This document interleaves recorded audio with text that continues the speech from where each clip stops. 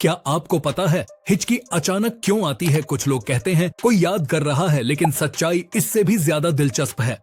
असल में जब हमारे डायफ्राम मसल्स यानी सांस लेने वाली मांसपेशी अचानक सिकुड़ जाती है तो फेफड़ों में हवा तेजी से खींचती है और हमारी वोकल कॉर्ड्स अचानक बंद हो जाती हैं। बस उसी पल निकलती है वो हिक की आवाज। ज्यादा हिचकियां तब आती हैं जब पेट में गैस ज्यादा हो या फिर हम स्ट्रेस में हो। तो अगली बार जब हिचकी आए याद मत करो किसी को, बस थोड़ा पानी पीकर आराम से सांस लो, क्योंकि ये तुम्हारे शरीर का छोटा सा अलार्म है जो बता रहा है, अरे भाई थोड़ा शांत हो जा।